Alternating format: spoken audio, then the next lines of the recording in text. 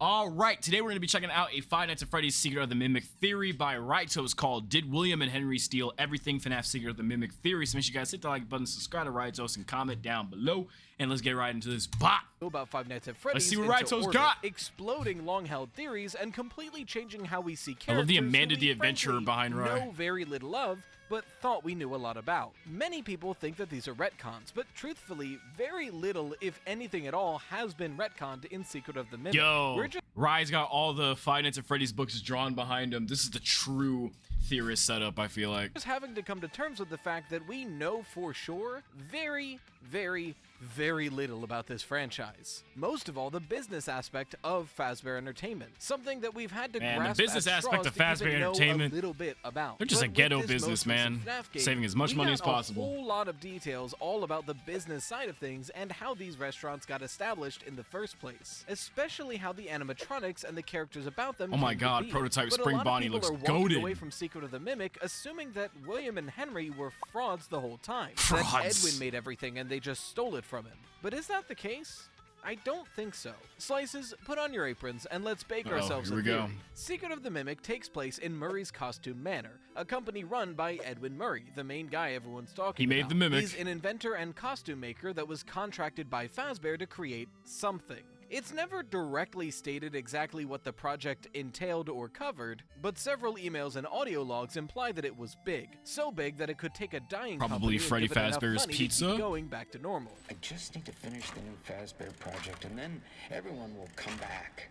We can get back to normal. But throughout the entire game, there's It's kind of crazy. Why did Edwin think everyone was going to come back if Fazbear is going to have a new building from him? That just means more people are going to have an opportunity to get a new job there. Why would they come back if they just left you? Very little to actually hint Poor Edwin, what bro. The Fazbear project no idea. Is. That is no until idea. you get to the parachute.exe ending, when you go underneath the facility into research and development, where all of the Fazbear project is being held so far. Inside we see this giant Freddy head, and then an entire fake I never realized you could see the Freddy dancing, bro. Oh my god. 4 Springlock characters, Fredbear, Spring Bonnie, Monty, and Bub, and 4 prototype Fazbear finally bringing a dog Freddy, into the canon. Bonnie, Chica, and Foxy. And suddenly this massive...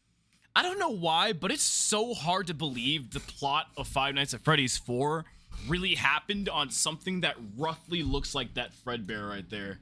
It's kind of crazy. It don't even look like a kid's head can fit in there, man. It really don't.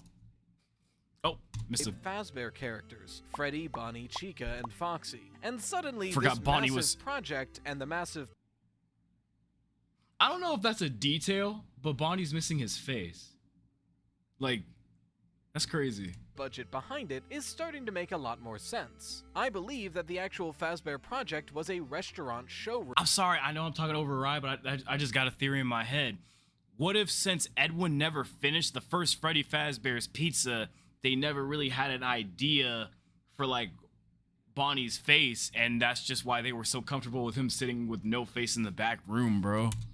Oh my god. Like how the Big Top showroom is a big fake circus, that would be crazy. The Storytime showroom is a big fake Storytime theater, and the Birthday showroom has this whole present birthday I don't know. themed area. That's probably wrong. I think the Fazbear project was going to be a mutually beneficial pizzeria showroom, where he would be making copies for Fazbear, but he would get to keep this base fake area to show other clients. But if Edwin was making all these animatronics, does that mean that Edwin was the one who created the original Freddy Fazbear's gang, the Springlocks, and everything else we know from the early timeline? Well, not quite, and that's for a few probably reasons. not, because Fazbear had their own company. Prototype animatronics are unfinished, and Edwin is likely dead. Even the mostly finished Springlock suits have a big old prototype stamped on the back of their head. And from the audio logs, we know those designs are likely the ones that were changed. Not to mention, even with these prototype Fazbear animatronics, there's nothing to say that these are the ones that were used by Fazbear. This game takes place in 1979, and Freddy Fazbear's Pizza opened in 1983. There's plenty of time to make new animatronics and not use these half-built prototypes. But if that's the case, what exactly is going on here? What does Fazbear get out of this project? And why was Edwin Murray's business doomed to fail, mimic or no mimic? Well, we hear from quite a few sources in the game that Edwin was a pretty good inventor, but an awful businessman. Awful businessman. You're not going to want to hear this, but there's a lot of grumbling on the work floor. You have a lot of new ideas and new projects coming in, but the staff can't keep up with all your changes. Making too much robots. Amazing. and I love you for it. But I think you need to step back a little and focus on one project. Edwin's just everywhere with his projects. And this makes a lot more I don't sense think I've when seen we that find audio out log that in the game. Edwin Murray isn't the one who made Murray's Costume Manor successful in the first place. Edwin Murray was always kind of a kooky inventor type of person, and his father, Edwin Sr., is the businessman who made Murray's Costume Manor what it is today. Or at least he's the guy who made it what it was when Edwin inherited it, because Edwin Sr. unfortunately died unexpectedly. He's gone, and now everyone is asking me what to do, and I don't know anything. I can't run a company. I'm not ready. Yeah, bro just had to take a company and run it. He had no idea how to do it. The company is going to collapse, and they're all going to hate me. Ed, you'll figure it out. Damn, he really told his future. Deep. That's actually insane when you think about that shit. Your dad believed in you. Otherwise, he wouldn't have left it to you. I guess so. If you could change anything you wanted, what would it be? Maybe rebrand? We could start making some of my inventions for real. This new direction Edwin was taking the company is what led it to massive success and eventually ultimate failure. Let me introduce to you the Cleanovac, the invention that built an empire all on its own. Similar to the books, Edwin Murray made a vacuum cleaner that was so good it funded literally everything he did after it. Think about how successful this thing is in-game. They literally built a massive golden-esque statue of it in the middle of the showroom lobby. But every other invention Edwin set out to make for Murray's Costume Manor that we hear about failed spectacularly. There is a hidden room off near the beginning of the game that handles the returns the company was dealing with, and inside we get several different letters about what inventions were getting returned. Dear Mr. Murray, we bought your magic coat rack last May. It was an amazing addition to our home, but size at lately random. It seems to change size at random. One morning I came out to find all my coats flung across the room and the coat rack 10 feet tall. Can you send us instructions on how to fix this? We're afraid someone might get hurt. Sincerely, B. Wyatt. Dear MCM, my husband... So, since that thing would have the Mimic program in it, does that just mean the Mimic program is like glitched in every person's house who's bought that? Is a steelworker. Damn, the Mimic is like probably a stronger villain than I actually thought, because like if it just has like a bunch of Mimic stuff everywhere across the area, bro can just be anywhere. And recently he was moved to the night shift. He tried your stay-up latte and it worked wonders for about 2 weeks. He is now in the hospital because of your drink. You will be hearing from our lawyers. Oh my gosh. R. Quinn. Dear Mr. Murray & Co., my child loves your Jest cereal. However, the pranks inside are extremely inappropriate. The hand buzzer paralyzed our dog Fido. We are never buying this cereal ever again. Sincerely, how did I miss this room? This room would have been so funny to see while playing. I'm writing this to complain about my purchase of the Mushmen music machine. It learned my child's musical tastes, but it also imitated everything it heard. TV commercials, blenders, and even private conversations between my husband and me. I'm returning it immediately. Sincerely, A. Dumas. The Cleanovac or A. might have been Dumbass, for short. Flash in a bottle success, but every single other thing Edwin created seemed to fail. Why is that? Well, we have a few reasons. As mentioned before, Fiona brought up that he's trying too many things at once. He goes from one project to the next, making up these new ideas and trying to make them on the spot, but not spending enough time with them to hone and craft them into something good. And part of the reason why he does this is because he's obsessed with making his next big thing. The Cleanovac was massively successful, so much so that it drove Edwin crazy he couldn't even get close to that again. Listen to how he sounds in one of David's birthday tapes. Just give me a minute. I had the best idea. Okay, This is the one.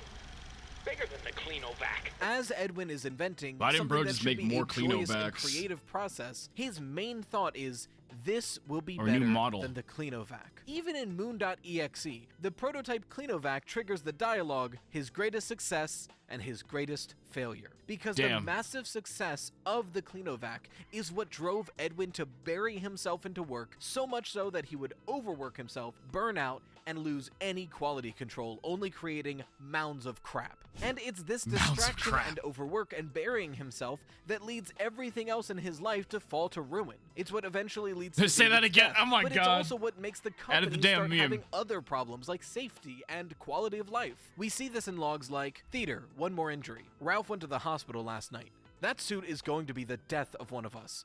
One more injury and I'm out of here. I mean it this time. I can't take it. Barb, I swear, if I hear that song one more time, I'm going to tear that dolly off her hinges. Bro I have thinks no he's the clue mimic. how much longer I can take it here. Okay, so we've established Edwin is not the best inventor, but he's also the worst businessman.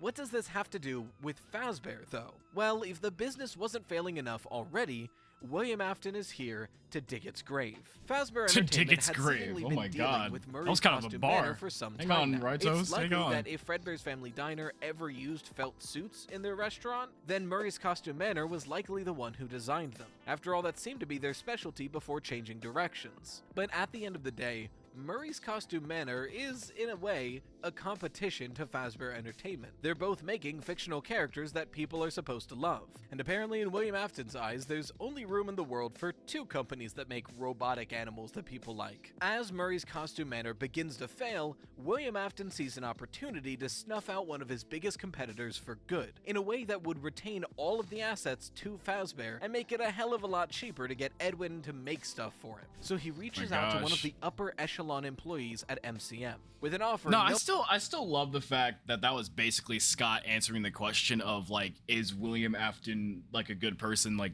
no, bro's been an evil businessman. Bro's been an evil businessman and an eviler fucking killer. Like that's amazing. That's the best way to answer that question. No one would refuse. Staff I still contacts. wonder what We got are him almost obsessed there. with doing what I he need the did in rest the of the games, Murray though. staff But it's contact good to know he's info. always been The evil. sooner the better. You get that for me, and I can sweeten the deal. How would you like to manage one of the new franchise locations?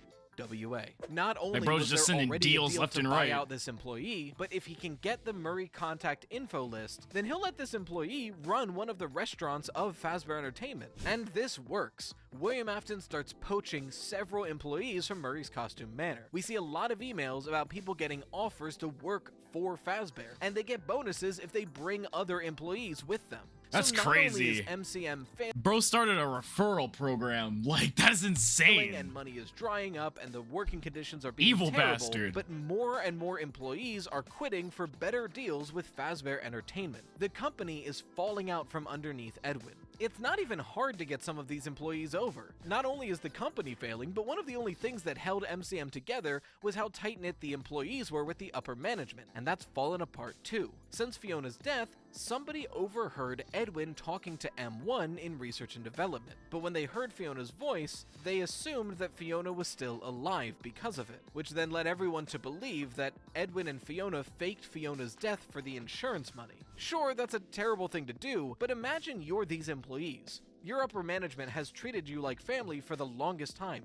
You think you're friends with the upper management, and then you grieve the death of one of them, only to find out that they've lied to you. She's not actually dead, they just wanted more money, and they put you through that emotional turmoil for nothing. I'd hate them too. I wouldn't want to work for them either. Now, Fiona did That would be die, crazy. but that's not what everyone began to think. And whether it was to rub salt in the wound, to guarantee a waste of money, or to guarantee a closure of the business, near the end of the Fazbear project, more and more change requests start being sent over. Things that would force Edwin to redo months worth of work and completely abandon the original designs Fiona had made for these animatronics. Things look bleak. It is getting to a point where Edwin can't fix this and might not even be able to finish this mythical Fazbear project that was supposed to save the company. And it's at that lowest point where William Afton swoops in to save the Oh my god. as if he wasn't That's the why Ryan posted that on Twitter like a couple of days ago. Oh my gosh. orchestrator. Bro, put of the heroes downfall of the always come company, back on the something that at this screen. point Edwin had figured out. We only get the second half of the message that William Afton sent to Edwin, but it still helps us to form a clear picture of its meaning. Software development and the entire MCM catalog. We would love to keep you on as a lead engineer. Although we now technically own I didn't the know William land, wrote 2 we would emails in never this touch game. the house your parents built. We feel this Oh, offer wait, actually, I has think been I did more see than this fair, one. considering how far behind you are. It's just too much for you to handle alone. We are waiting for your response, William Afton. William Afton offers to buy all of Murray's Costume Manor, the assets, the software, and the rest of the workers, even Edwin himself as a lead engineer, including the Fazbear project and all of the unfinished animatronics within. So then, William is a fraud, right? Edwin made every Big Fazbear fraud, animatronic, super or fraud. at least started them, and then William tricked probably the not even company, purple. ruined it, and bought it up. Well, again, no. because there's one character I've neglected to mention so far, and that's Henry Emily. Henry is a bit of an anomaly here, as he's only directly mentioned, as far as I can find, once in this entire game. But that's actually insane though. Like, they wrote in William Afton just to, you know, just to show us, yep, the main enemy's back alive in the prequel. But yeah, they didn't really write Henry. And it's kind of weird because if Scott was writing this game, he wrote I said that wrong. He wrote Henry so damn well in the 6th game. So I'm wondering why he didn't put some of that Henry mentality into this game, you know, in some audio logs or something. Maybe they couldn't get Henry's VA or something and they just didn't want to do it without voicing him or something. I don't know. in an But it's really insane. He had such good writing in the 6th game when he ended everything. I got the change order from Hen last night. None of this makes sense. I'm almost done. Why change it now? It would be so much easier to keep using the But it's weird because Springlocks. But then I say like they can't get Henry for the voice, and that's probably why he didn't do it. They didn't get William Afton's voice actor to voice either, so I don't know. Maybe they just forgot Henry, and I don't know. Hire some teens to wear the I suit don't like know. we always do. But it's a shame you don't be Very mentioned. important is being implied in this audio. Or log, it's a a shame you don't be relationship. talking. Edwin refers to Henry as Hen, and says that they've been doing something like they always do, implying it's been happening for a long time. This audio log is implying that Edwin and Henry were very close, nickname basis even, and it was around this time that I got an email for the Freddy Fazbear Pizza Podcast, the weekly podcast I host on this very channel, which you can find right here. But the email was from Sylvie, which had a lot of other information, but the thing I want to bring up right now is this line. I think using the funds that the Cleanovac gave him, Edwin hired on Henry, who went on to create Chica and the Springlocks as we see them in game, even if they are Fiona's designs, just for Afton to poach him as MCM was crashing post Fiona's death. And when I read that, everything started to click.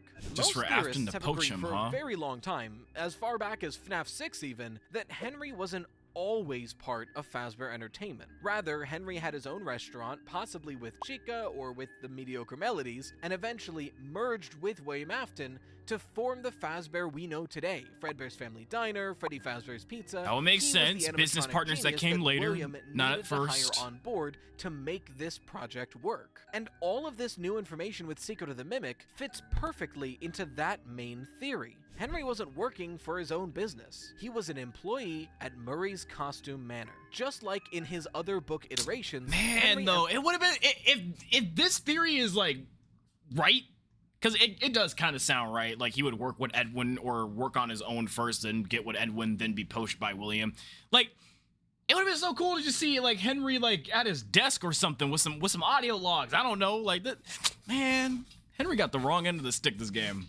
Emily is a genius with animatronics, able to make robots I never seen no that one's picture ever before. seen before. And that's why every Springlock suit we see in Secret of the Mimic has that signature Henry jawline, just like the Rock signature Henry separated jawline. jaws with iron bars in between them. The Springlocks were made by Henry. That's why sometimes the suits didn't look like Fiona's designs, like we see in the Chica's Party World log. This wasn't a one-man show, this was a team. Fiona made the designs, Henry made the closest animatronics he could, and Edwin made the crazy inventions that funded it all. Those three people ran this company. But then, what happened? Well, it's important to note that the mailbox we get the staff contacts note in is in one of the highest offices in MCM, just outside of Edwin's office in MCM, implying that only an executive had access to this log. And we know Edwin and Fiona were executives, but neither of them would have wanted to sell out the entire company, so I think this is telling us that Henry Emily was the third executive at Murray's Costume Manor, and Henry was the big betrayal that led to the downfall of the company. But was it out of malice?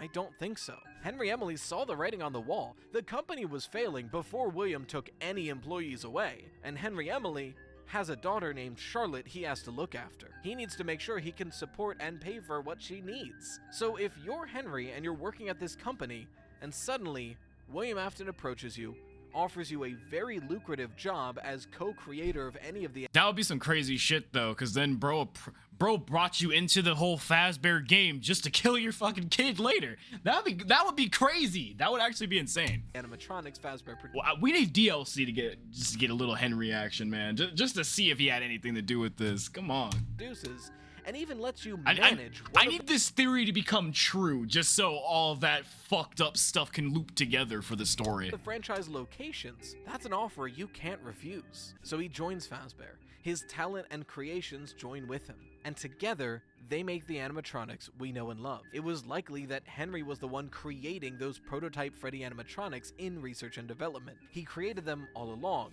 at first under the company of Murray's Costume Manor, but eventually under the company as Fazbear Entertainment. It makes so much sense, and it really puts a new meaning on a line that we all know and love from Freddy Fazbear Pizzeria Simulator. There's this monster that I unwillingly helped to create. He knew he was helping to make a business, but he didn't know what that business would become. I am literally so confident in this theory. It makes so much sense, and I don't think I'm the only one who's thinking this. I would assume that would most be a theorists crazy are going theory. to come to a similar conclusion. It finally explains how Fazbear originally started in a way that doesn't feel like a retcon. Sure, we didn't know about Edwin, but we always had a feeling Henry came from somewhere else first. And this game is finally giving us the evidence to show us that that's likely the case. But what do you think? Have I lost it? Am I crazy? I'd love to hear your thoughts. I don't know, because like, in the meantime, I don't know, because it feels like Henry had to come from somewhere. Like, whether they, like, kind of forgot to write him in or not. Like, he had to come in from somewhere, and I feel like that would probably be the best way for him to come in, to be poached by William, then become one of the biggest heads in Fazbear Entertainment because he can make all the designs and shit. Much like William. Like, he has the same, like, robot creating expertise as William, so why not put him on the same pedestal? Because, you know, William was giving people, like, big positions anyway for, like, snitching and bringing all the coworkers in, so why not bring a top animatronic designer in too as like your number 2? But I don't know. This theory and that Sylvie person that sent Riot So Stat, they sound like they're on the right track. But maybe if there's some DLC they can like cram in there and add like a little extra story to fit in Henry somehow, that'd be great. But I don't really know how they're gonna add more to this prequel, because I feel like this prequel is kind of perfect alone without the need of adding DLC. But I don't know, maybe they can like make some Time Attack or Five Nights type of DLC and try to add Henry's like story in there in some hidden audio logs or something. I don't know. Peace out, guys.